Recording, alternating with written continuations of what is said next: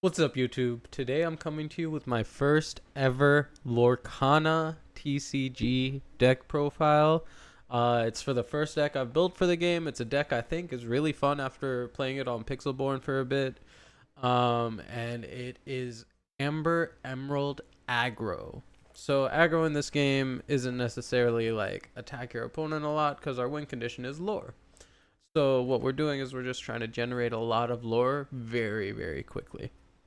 So I'm not gonna go too hard on explaining the game itself. I'm gonna assume that you already understand how to play the game. So I'm going to be talking about the card choices from a more competitive perspective. And without further ado, let's get into it. All right. First card is the Duke of Wesselton.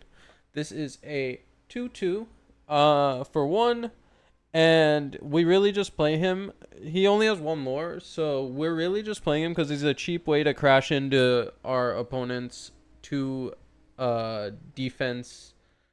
Oh geez, what are the words? It's like willpower and something. I don't know. I'm calling them attack and defense.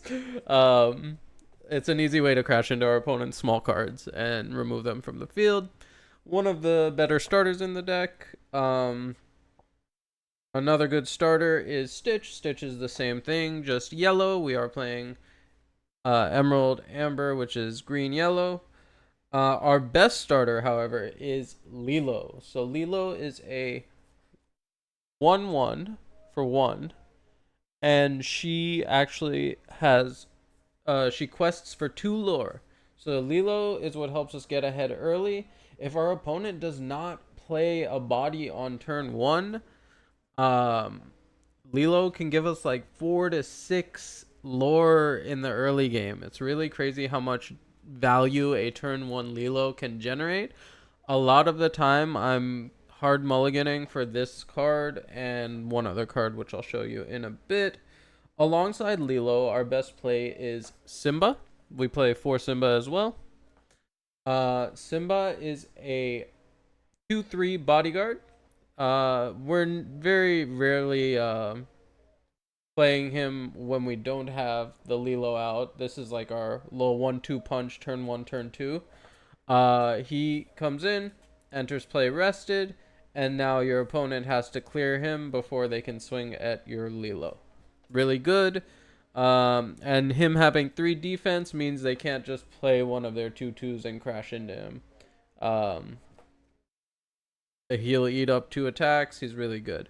I am going over these cards in order of energy value. So for other 2-drops, we have 2 Cruella.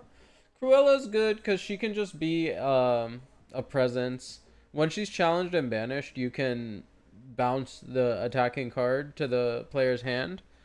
So like she has 3 defense. She's either sitting there and questing for 1 every turn, or your opponent has to commit 3 damage into her, and also potentially having one of their cards bounce back to their hand. Um, so Cruella is really good, like spot removal. They have to think about her before they play any big threat, basically. For Flynn Rider, this card's nuts. 2 cost that quests for 2. He only has 2 defense, so like you do kind of want to pair him with a bodyguard if possible. But whenever this character is challenged, the challenging player chooses and discards a card. So you have a couple of Flynn Riders out, you're eating up your opponent's hand. The way that they can play around this, though, is that they could just wait until they have no cards in hand and then swing at your Flynn, which will happen, but what are you going to do? Moving on. I'm actually going to skip the 3-drops for a second. Let's talk about our 4-drops. I have Hans, Scheming Prince. He's a 3/3 vanilla that quests for 3. Just really good stats. He's like our deck has our turn 1 through 3 pretty scripted. He's one of our turn 4 options, and then we have a lot of options on turn 5. Another turn 4 option is Tinkerbell. She's a 4 cost 2/3 evasive that quests for 2, And when you play her, you can choose a character and give it evasive for the turn. So if your opponent has like a couple Pongos on their board or something annoying like that, you can play her for 4 and swing her into a Pongo, and then swing other stuff into Pongos too. It's nice. Okay, so the next card I actually only own 1 copy of. I was trying to get a playset this weekend. It's really hard. Everybody wants this card. It is Rapunzel. So Rapunzel is only a 1/5 for 4 costs. And she quests for 2. But when you play her, you remove up to 3 damage from one of your characters and draw a card for each damage removed this way. Right now I'm playing 3 7-drop Stitch in her place, and he feels really bad, let me tell you. Do not play Stitch. Play 4 Rapunzels. This is just a placeholder for the moment. So Rapunzel is going to allow us to heal up our big guys and then draw cards as well, replenishing our resources. And then also going to give us 2 lore the following turn, provided they don't have a be prepared or something crazy to clear her. So yeah, those are our 3 4 costs. We run 10 4 costs total in the deck because you only need to see one of them by turn 4. And we're usually just going to be playing a Hans or a Rapunzel. Tinkerbell's super situational. So if you see both, I think you would charge the Hans and play the Rapunzel just because Rapunzel's draw power is so valuable.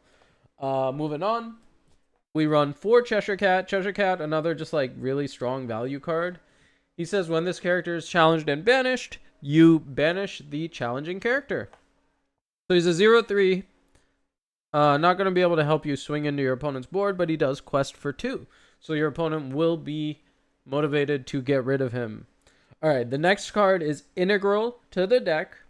This is the other card besides Lilo that I will hard mulligan for, and it is Just in Time. Just in Time is a 3 cost action card that says you may play a character with 5 or less for free. So the rest of our deck is literally just a bunch of 5s, so that we have a lot of power in the late game. So we play the 4 Just in Time. Turn 3, we're trying to cheat out a 5-drop. Our options from worst to best. The worst is probably Moana. Moana's good if you have 2 of her, because she's able to restand your other princess characters when she quests. But then they can't quest for the turn. That's fine. You just restand them so they can't get swung into. She is a 1/6. 6 power is pretty big. 6 defense is pretty big. It's going to be hard for them to swing into. And then we also do play a couple defensive cards. We play Goofy, Musketeer. Another card where like it's only really going to benefit itself with its effect other than Bodyguard. When you play this character, you may remove up to 2 damage from each of your Musketeer characters. So Goofy can heal up another Goofy, basically. We don't play any other Musketeers, so that's what he's there for. These are not the greatest options, especially Goofy. We don't really want Goofy out early unless we have a board of Lilos established. That's where Goofy gets really good, along with our next card, Maximus, because putting a 6 defense or a 5 defense wall in front of your Lilos in the early game and then healing it up with Rapunzels, that's where things get a little crazy and you're drawing a lot of cards. That's where things go nuts. So let's talk about Maximus real quick. Maximus is a 4/5, another 5 cost. Quest for 1, Bodyguard. Character may enter play exerted. Obviously, if you don't know, it's just going to stop your opponent from swinging into your other cards. Support. Whenever this character quests, you may add their power to another chosen character's power this turn. So, he has 4 power. He's going to quest for 1 and provide his Bodyguard stats, which is sick. But that 4 power we can now give to somebody like Tinkerbell, to somebody like even Simba or Stitch or some, like, giving that plus 4 power to one of our little bodies makes it so we're trading a little body for one of their big bodies, which is really, really powerful. Maximus, just a really strong value card. Really good in the list. Next up, we run 4 Mad Hatter. Mad Hatter, whenever this character is challenged, you may draw a card. Only has 4 defense, so sometimes they can just one-hit him, so you'll only get 1 draw off of him. But even then, 1 draw off of him and 3 questing for 3 lore. This is our second best 5-drop in the deck. Our best 5-drop in the deck is Cusco. Cusco is another 2/4. He quests for 3 lore, and when this character is challenged and banished, you may banish the challenging character. This card also has ward, so you're only getting cleared by Be Prepared. Really strong, really sticky. I played a bunch of games today where I played this card on 3 with through Just in Time, and it just feels unreal how strong that is. Although Mad Hatter on 3 might actually be a stronger play just because you're getting those draws, and they might have to trade 2 attacks into him in order to get rid of him. But yeah, this is our 60 cards. This is what's been successful for me. It is like I said, it's an aggro deck, but we do have like defensive tools to keep our aggro tools in play. We have like the Flynn, Lilo, Cheshire Cat are gonna be generating a lot of lore for very low ink investment. And then we have Maximus, Goofy to keep them alive, Simba to keep them alive, along with some healing from Rapunzel's. I think this deck is really strong, really viable. You can win by turn 5. You can win by the time your opponent's playing their first meaningful card.